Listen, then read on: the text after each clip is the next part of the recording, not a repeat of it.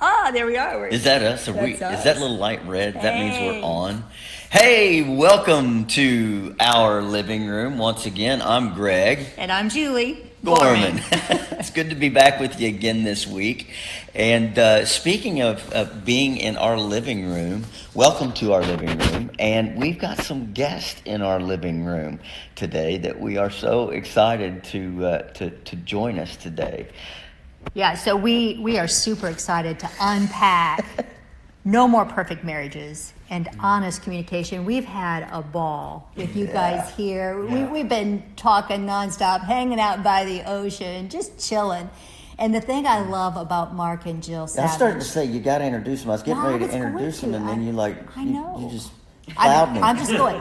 The thing that we love about these guys is they share so many of our core values, which Yes. is authenticity, transparency. And so we're saying, hey, we got to do a Facebook Live. Why don't you guys join us? And they jumped right in. Absolutely. Guys, So cool like that. Yeah. I know. Good for you guys. So we're excited to share their ministry, their story with you all. Guys, why don't you just take it away, share a little bit more about who you are and what you do. What you been up to? Well, let's see. In a nutshell, Mark and I have been married 34 years, 24 of them happily. Wow, I'm going to Yeah. turn 34 soon. Oh, really? And your nose is running. Yeah. Pinocchio. I love it. I'm sorry, continue on. No. You said you've been married 34 and you said 24 of them happily? Is 24 that what you happily. said? So there were 10 unhappy years Yeah. then? Yeah, So- not 10 in one setting. Right. Got it. It was here That's fair. and there, and honestly, for Jill and I, marriage has always been, it's been hard work. And I think idealistically, I thought marriage would be a breeze, even though I had never seen a healthy marriage in my entire life. And so that idealism led 6 years ago to my life derailing and believing that separating from Jill and leaving her would take me into a better season Wow. of marriage and Yeah. or a better season of life, and walked away from the Lord and from my family, but that God got a hold of me and resurrected me, and we've been trying to figure this out in a different way ever since.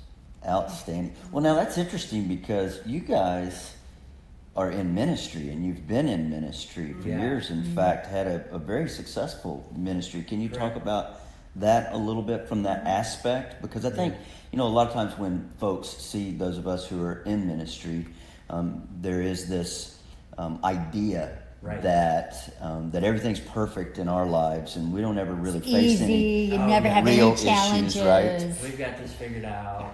And they see Julie and they think she's just perfect. And she is, actually. I would never say anything Good that. answer. Hey, Yeah. and Greg said amen. I'm really teasing. But really, there is sometimes a misperception, if Yeah. that's the right way Right. to say that. So talk Right. to us a little bit about that. Yeah, From- definitely. So I led a ministry for 24 years called Hearts at Home. And Hearts at Home was a mom ministry that we primarily did mom conferences. And our conferences were good size. Yeah, very from successful. 2,000 to 6,500 moms Yeah. Yeah. at a conference. And so that went on for 24 years. In the midst of that, Mark became a pastor. Mhm. And so we were in church ministry for 20 years. 10 of those he served as a staff pastor in a mega church. And then 10 of those we church planted, and he was the lead pastor. Mm-hmm. And so, we were knee deep in ministry. We were actually knee deep in marriage ministry because when he was a staff pastor, he was over family ministry. And so we developed our own, we actually developed our own seminar. We called it ABCs of a Healthy Marriage. Right. And we taught that for years and years and years. Mhm. When we church planted, we knew that we couldn't really keep that up. So we Right. had backed off of that. And honestly, it was during that church planting season that things began to derail for us. Yeah. What we didn't realize is that we were doing all the right things. We were dating. We knew each other's love languages. Went away on occasion, just the two of us. We were taking care of all the big aspects of our marriage, but we didn't understand that there were little things that were eating away, that were eroding the foundation of our marriage. Mm-hmm. Right. And they were like simmering under the surface. Yeah. And they were separating our hearts like 1 inch at a time. Mm. And so, you know, you don't notice that. And Right. it becomes 2 inches and you don't notice that. And 3 inches, you don't notice that. But when it becomes feet and yards and eventually miles, Right. that's when it becomes a huge ordeal. So our dark year was the year that we were separated. Mm-hmm. Another relationship was involved, Mark. I had an affair and had really believed that this marriage between Jill and I was impossible and I was without hope. Wow. But it was during that time that God began to work.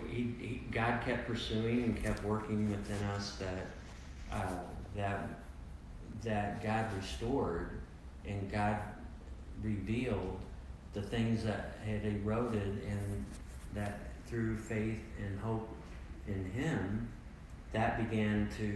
we began to rebuild. Mm-hmm.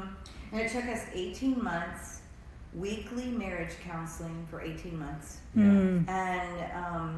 And during that season is when we identified how our hearts had been pulled apart beneath the surface. And we began to actually call them our slow fades. And as we talked through those, we began to label them. The slow fade of unrealistic expectations, which caused discontentment. The slow fade of minimizing, which caused us to disregard our emotions and our thoughts and our feelings, or disregard the other person's emotions, thoughts, and feelings.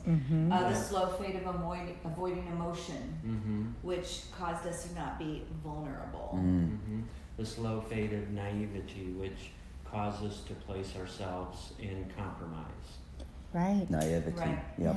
Yeah. And so we Wow, that's began to interesting. identify those and go, wow, okay, this is how we ended up where we were. So when we got to the other side of that, and we still sat in a place of healing for a good 3 years after our dark season. Yeah. But then we felt like God was starting to tap us on the shoulder and say, I want you to start sharing your story. Right. And so what we said is, all right, if we didn't know the slow fades were there, then other people don't know it. So what if we could help them to see those slow fades? To recognize them. Well, they were Right. just inches Right. apart. Right. Or even if they were miles apart, what if we could help them see what was at the core of that distance Yeah. and then give them the tools to close the distance? I love that. Right, to restore it. Yeah. So what are some of the tools, right? Because we have a lot of listeners that respond back. They talk about being on what we call cruise control. Yes. And they don't even realize that. Yeah. And we were talking earlier over lunch, too, of another couple that talked about they had an ordinary relationship. And as that gap gets larger and more expansive, what are some of the tools that brought you back together? How did you begin after a lifelong together, right? And then your own old patterns from childhood on up. What helped you, or what were some of the tools Yeah. that helped you to change how you did life and how you communicated? Because we're talking about honest communication, Right. transparency, vulnerability. What did that look like? I think the first tool that God has given us is courage. And within the context of home, most often we live without courage. We live with passivity. And I think a lot of times that's more true for men.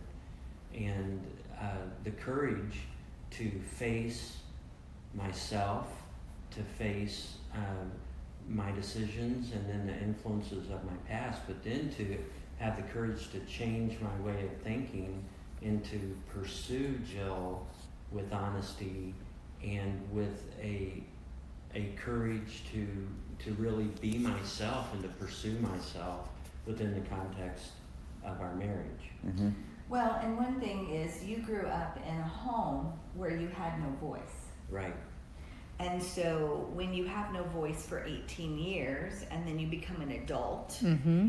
and then suddenly you need a voice, but you don't believe you have a voice. Right. And so you would internally minimize. You would say to yourself, oh, I'm not going to say anything. It's not worth important. it. Right. And so then you had to find your courage, use your God tool of courage to actually find your voice. Right. And use that. Right. And I had to use my God tool of courage in a different way. I had to use it in a way of having courage to be emotionally vulnerable, because I grew up in more of a buck up mindset. I'm a wonderfully loving home and family, but we just didn't do a lot with emotions and being emotionally vulnerable with each other. And so I struggled with that piece of it, and so I wasn't emotionally vulnerable in my marriage. And when I wasn't emotionally vulnerable in my marriage, I actually sent an unintentional message to my husband that I didn't need him. So I had to use courage to learn to be vulnerable with him, to not cry in private, but to cry in his arms and let him comfort me. So good. And so for the first 30 years of our marriage or so, I didn't do that. But in the last 4 to 5 years, I have been using that tool of courage and learning to be emotionally vulnerable. And it's giving us a far deeper intimacy than we've ever experienced before. Yeah. Oh, I love that. I mean, one of the things that I appreciate about your all's story, one is how raw and authentic you are and how willing you are to share that. That's something that Julie and I, over the years, just in life in general, and certainly in ministry, we've tried to embrace. It's just being real with people, so that, we talked a little bit this morning, I think, about when we feel like when we do that, when we encounter people like you or others who are authentic and real and transparent, then we realize we're not as jacked up as we thought we were. Can I say it that way? Okay. True. And there's something a little bit comforting in the fact there's hope for me. I'm not as messed up. This happens to real people. This happens to good people. So I just really appreciate you guys, both of y'all, for being so transparent and open, and then leveraging and using that for the good of other people and telling your story openly. The other thing that I appreciate is that I think for many couples out there, it may seem a little bit like their situation is odd because it feels like a little bit of a role reversal. Yeah. Right? We hear that all the time. Right? So many times it's the guys who are stereotypically emotionally unavailable. Yeah. Right? And so I love really, not to your detriment, That's your wish pain it on points, you. right? Yeah. Right. But I think it's just a good example for people that it's okay if you don't fit the textbook. You know what I mean? If there is, we're all human beings. We're all different. We're raised with our own paradigms. There's been different events and happenings and things and processes in our lives that has caused us to form our viewpoint of how the world operates. Yep. Absolutely. And sometimes it's just not gender specific. Right. When it comes to men are like this and women are like this, right? It's just, Yeah. in real life, it's not that perfect. No, No, it's it's not. not. You're exactly right. Right. And you were talking about, when you hear other people's story and their honesty, how it's like, oh, it's so good to know we're not the only ones that struggle with this. So we live in Normal, Illinois, okay? And one of the things we talk about is that our goal is to help couples know that the struggles they have are actually normal. Yeah. Yeah. They really are. Right. And so everybody has struggles in marriage. And I think Yeah. the more we can help couples to know that these are not unique to them. I Right. mean, of course, they're all packaged a little different, and there's all kinds of different dynamics. But, you know, I think a lot of times people think, oh, if I would just leave this relationship and go to another relationship, Right. I wouldn't have any problems. Yeah. Yeah. But the truth is, you're going to enter another normal relationship, Right. which is filled with challenges. Yeah. Correct. And so I think the more that we help couples understand the places that we clash, the baggage that we bring, all of that is stuff that every marriage deals with in some way. Well, one of the things that I just, Julie and I picked up on in the last 24 hours hanging out with you guys and just kind of relaxing and talking in our living room. Which is way better than in normal Illinois right now, let me tell you. It was freezing rain when we left. I was going to say, we are in South Florida, so this time of year it's a nice place to be, right? Yeah. But you all are have really embraced something and are doing something that Julie and I do, and in fact we talk about a lot. It's at the centerpiece really of what we speak about and what we write about in our books and such, and that's intentionality. Like, in other words, you're being married on purpose. Yes. Right Yes. now. You came through a season of life where you're both busy doing your own thing, and you saw that over time you didn't intend to grow apart, but through a series of minor acts of neglect, if you will, Yeah, that's Right. a good way Yeah. to describe it. you ended up miles apart. Right. And unfortunately, it took a pretty serious wake-up call for the both of you, not one of, but the both of you, to really Yeah. begin to intentionally be married and Yeah. do marriage Right. on Yeah. purpose. Is Yes. that fair to say? Yes. Oh, absolutely. Yep, I would say. Yeah. Yeah. And I love your wording there, unintentional acts of neglect. I think you're right. Yeah. And I would say we weren't tending to each other's hearts. Yeah. We were tending to our relationship. Right. So doing the right thing. Checking it off the list, so to speak. Yes. Yep. Yeah. But not really tuned into each other's struggles or concerns. We were quick to minimize each other's thoughts and concerns if they were presented or put on the table. We were quick to tell each other why we didn't, that wasn't valid. Invalidate them. Yep. Right. You know, it's Right. such an easy habit to get into. Oh, I it is. think every couple that's listening to this, and I know Julie and I here again, sitting here right now, like, we can relate. It's so easy to do because, you know, the truth is that you do have to buck up. Right. You do have to press on. There's a place for that. Yet at the same time, boy, we really got to be careful not to invalidate feelings, because the truth is that feelings do matter, and feelings are real, Yeah. right? Yeah, Right. absolutely. Yeah. And that really, that was particularly difficult for me because I believed that feelings didn't matter. And so that was that buck up. And so on the rare occasion that Mark would find his voice and would put some feeling or struggle on the table, I was quick to tell him why it wasn't, why he shouldn't be focused on that. Yeah, I've done that before. How to, Yeah.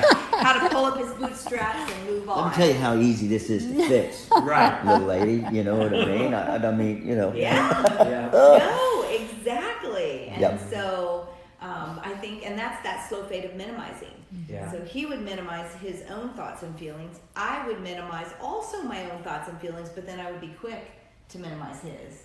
And so it was damaging our relationship, and we didn't even know it. Yeah.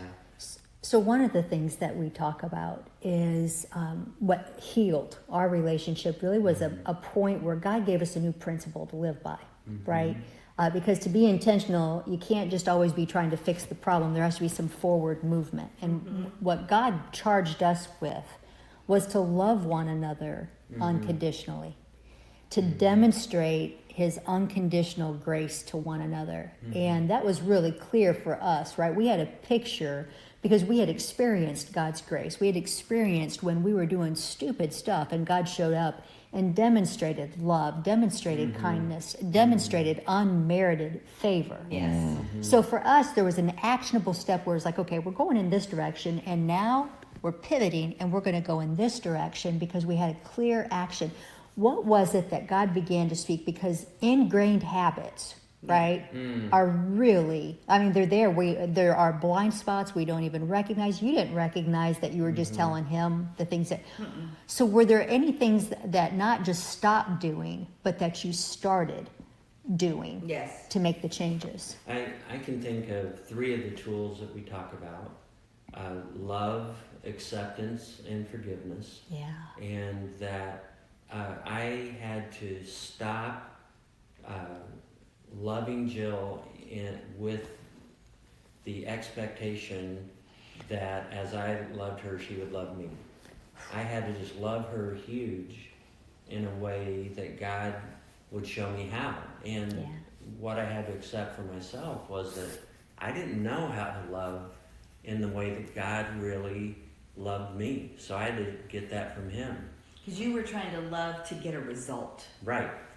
Love to get a result. And I had to love because I loved. And that was a huge shift in thinking. I had to also accept Jill for who she was. In my frustration, I kept trying to change her into the woman that I wanted her to be. And that I was exhausting myself and exhausting her. And that came to the tool of forgiveness, that I had to forgive myself. I had to forgive Jill. Jill will many times when speaking say that many times we have to forgive like 10 or 20 times a day for those small infractions. And I would say that I had to really, in humility, accept and forgive. Accept and forgive. And I think for me, you know, I had to stop myself from the way I normally responded to either life around me or Mark, and begin to realize, first, to recognize when I slipped back into one of those slow fades. So I would begin to realize that, and I could label it, because we and that's why when we wrote the book No More Perfect Marriages, we identify the slow fades and we identify the 8 God tools, so that people can go, oh, wait a minute, I know what's happening here. Right. Because that was powerful for us to go, whoa, I know what's happening here. And then the slow fades, the 8 God tools then are what you do different. That's where you turn and you go, you know, so the courage one for me, you know, I can remember one particular time where I learned of something that made me really sad, and I started to operate the old way. I started to head up the stairs and go cry in my room, and I caught myself and went, that's the old Jill. That one didn't particularly bring something healthy emotionally to the marriage. So if we're going to have a new marriage, and it's got to be a new Jill in this moment, this one. And so I turned around down that stair and went down the stairs and went in the other room, shared my pain with my husband, crawled into his lap, and cried my eyes out. And I loved it. I did. I loved it. And that, it was like first time in 30 years of marriage. So How long? 30 years. Yeah, that's right. 30. 30 years! Love it. So the last 4 or 5, 6 years, have been different for us. Right. Wow. Absolutely. Because of those moments, and I can't say that we do them all just right. You still easily, because the old ways are like ruts. Yeah. They're like ruts. And if you're tired, if you're compromising on energy, or you don't have a lot of margin in your life, you can easily go back into those ruts. Yeah. And in those cases, you got to come back and you got to apologize and kind of clean up your mess, and then do a do-over. But when we can actively be intentional about using those God tools, then we kind of catch ourselves. I like to say it's like you're at a Y in the road, and there's a stop sign here. And when we're tired and we're just reacting to each other, we blow through the stop sign and go with the old ruts. you know. But when we are actually being intentional and we've got enough margin and we're not too tired, we realize, oh, there's a stop sign here, and I actually have a choice between the old way or the new way. Right. Yeah. In the old way, I call our flesh way, the way that I'm just kind of wired as a human. The new way, God's way. So is it my way? Oh, that didn't serve us so well. Right. Is it God's way? Oh, I've got these tools of courage and wisdom and acceptance and love and forgiveness and grace. All of those are the ones I need to stop at this stop sign and go, which one do I need to use? And that's going to head us in a different direction. Yeah. But I love your thoughts too of, I remember reading that we need to extend one another the same love, grace, and forgiveness that God has extended to us. And if we just did those things in We our would reduce marriage, conflict Right. by a huge amount. Yeah. You know, because so much of what we nitpick at each other is not even necessary to be discussing. You know, one of the things we talk about is, does this hurt me or does it just irritate me? If it hurts me, I'm going to need my God tool of forgiveness. Right. And that doesn't mean we aren't going to discuss it. I just need to clean my own heart up with forgiveness, and then we approach it. But if it just irritates me, I probably need to use my God tool of grace and keep my mouth shut. it's so good. You know? that really is worth the price of admission, folks. Yeah. Right here, I'm telling Yeah. you. That's a good one. I'm tucking that one away someplace because I'll need to reference it often, I'm sure. So true. I remember when I stopped myself because I felt the need, like I had to let him know every emotion, every feeling, and just talk about it and work through it. And I began to have a different paradigm of, will this offense matter 5 minutes from now? Will it matter 5 days from now? Will it matter 5 years from now? And I kind of just used that general rule of a checkpoint in my own mind. Yeah.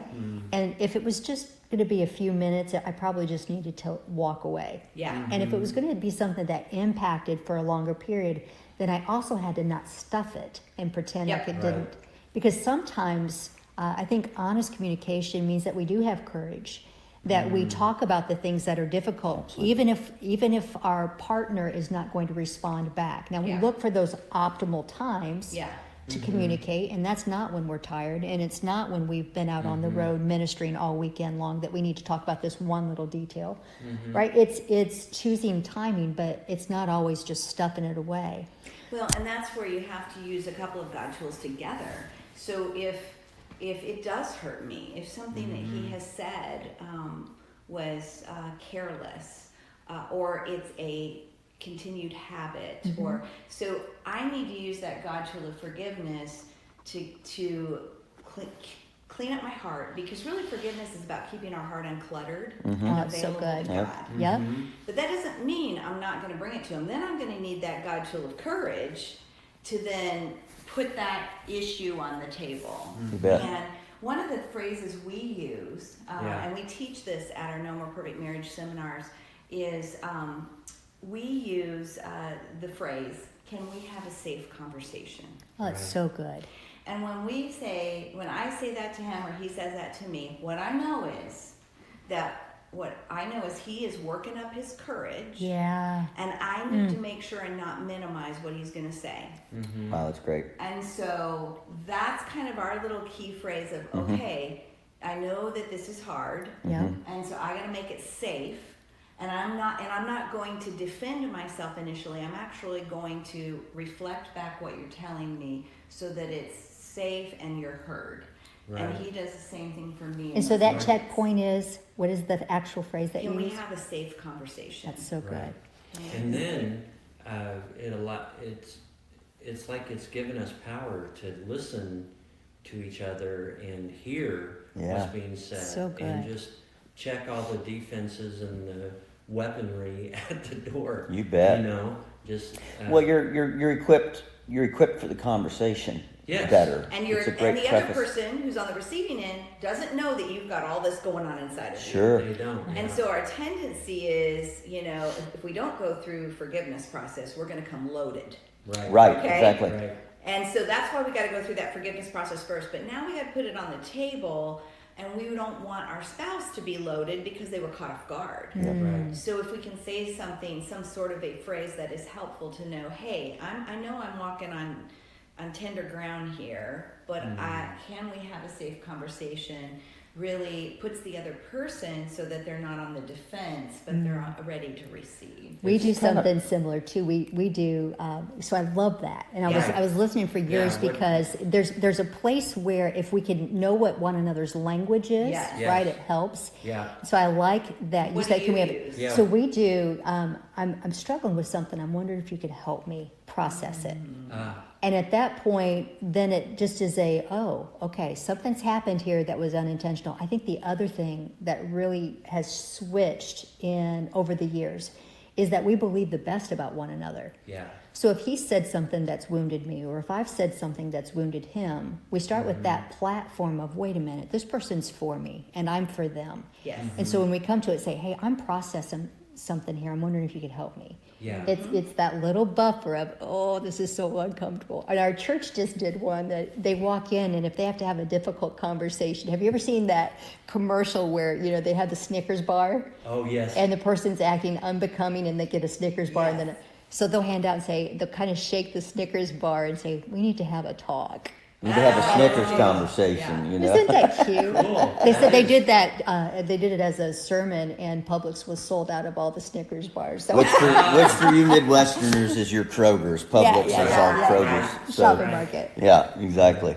You learn over the years, hopefully, if we're introspective enough, and we're able to pan outside of ourselves, and even if we're not that sharp, if we're just sharp enough to go, that stove was hot and it burned. I don't want to touch that again. If we've got at least that much emotional intelligence. And I say it that way, folks, because there's been times and seasons when I lacked that much emotional intelligence. But she exercises some grace. Oh, stop. Point is this, is that hopefully we learn over the years to temper some of our immediate responses. We're offended, or we're hurt, or we're, any number of emotions that may have been inflicted on us in the moment or whatever. And we learn how to use some of these tools because sometimes things need to be addressed, but they don't need to be addressed right now. Many times. Or even in the frame of mind I'm currently in. Absolutely. Yeah. And I'll tell you, there's a lot to be said about that too, because there's days when if I go a few days personally without good rest, good sleep, then after a while I'll just have this kind of just this gloomy emotional state that will present itself. Unreal things become very real. Yeah. Right? And so over the years, I've learned to recognize that for what it is. And Julie shares the same thing. And we've had conversations before that, one of the ways we talk ourselves through it is just, this is not real. It's really not real. And so I'll Let's get a see good night's rest and how come I back. feel once I get a good night's rest, or, whatever the need is that's lacking at the time. And so all that to say that there's a lot of power in sometimes it needs to be addressed, but it maybe needs to be addressed at a later time when we can articulate really what's going on more authentically and factually too. And or there's been times where, again, it just didn't need to be addressed at all because it was me. I was just an emotional wreck personally because I was Isn't that exhausted. so true? Yeah. Well, and I think there are things in our marriage, one of the things we laugh about is Mark loves his coffee. I'm not a coffee drinker, but he loves his coffee. And he And her leaves, coffee. Yeah. Right on. Everybody else? And he often leaves coffee splotches all over the freshly mopped kitchen floor. And so Let's talk about something else. So anyway, for the longest time though, I would be so frustrated with those. And so I would harbor offense. And And you know, I had to learn to use my God tool of forgiveness, but I would address it with him. And you know, honey, that makes me feel like you don't value that I, you know, keep the house clean and I you know, I feel like a maid and you know, all of that. Until I realized, you know what, this is where I need to switch my God tools. I've been using the God tool of forgiveness. We've been talking about it. I need to change to my God tool of grace. And we like to say that grace is allowing another person to be human, to make mistakes without getting raked over the coals for every little thing they do. Oh, it's so good. Amen, right? And so what I've determined, with the exception of when we talk about it at our seminars or in, you know, something like this, I have determined that I will never talk to my husband. I will never comment on his coffee splotches for the rest of our married life. I will simply serve him. Yep. And I will clean them up. Yeah. And it's where That's I'm powerful. just going to use, I'm just going to use that God tool of grace and let it go. That's great. Sometimes I think that's where we gotta go. Is this really working? You know, and again, you go back to, does it hurt me or does it irritate me? Well, I was viewing it through hurt in that, you know, he was taking advantage of me. He wasn't valuing that I was keeping the floor clean. No, I'm going to stop looking at it through that framework. Right. I'm going to look at it. It irritates me, but guess what? You know, one of the things, and really this is the presiding takeaway from our book, No More Perfect Marriages, is that a real marriage isn't perfect. A real marriage is two people being perfected. And so that is really where I look at it and go, you know what? He's an imperfect human being, as am I. There are things he gives me grace for, like the fact that I lose every pair of sunglasses I have within 3 days of getting them. Really? Oh, we haven't lost him for a while. Yeah. For 4 days. Yeah. I just have a lot of pairs, that way I can keep I them know. planted Yeah. at different Yeah. places. Yeah. So, you know, sometimes you got to reevaluate and go, I think I'm actually using the wrong tool. It's time to change. That's good stuff. Yeah. Well, I love you guys. I know we have enjoyed our time with you all both today, and you know, we've done some. We get to have you for a interviews few and more such. hours. I'm so Yeah. glad about Yeah. that. Awesome. So, for our listening audience, how can they get in contact with you? How can they pick up a copy of your book? What's the best way for them to stay engaged with you and what you guys are doing in ministry? Yeah, thank you. Absolutely. Well, probably the best way is at my blog, jillsavage.org. We do everything through jillsavage.org. Yeah. And we do have a lot of marriage resources on there. We also are available at nomoreperfectdatenight.com. Yeah. So that's a fun little website that kind of gives some other resources that we have. You have some fun resources too, like Flirt Alert. I Yes. think that is so cute. You I'm can going find to the sign up Flirt for that. Alert over at jillsavage.org. Yeah. And that's good stuff. It I mean, is. it is good stuff. It's a great little tool. Just, I'm not going to tell you too much about it because I want you to go look for it and find it and sign up to get that thing because you need to see it. You really do. It's going to help you. Yeah. You'll have fun with it. Yeah. Guys, thanks for joining us. Oh, thank you. All right. All right, until next time, from our living room. Living room. That's all, folks. Living room to yours. Just remember that God truly does have a purpose for your marriage. It may not look perfect all the time, right? Yeah. But we serve a perfect God, and He sure can make a message from our mess. Amen.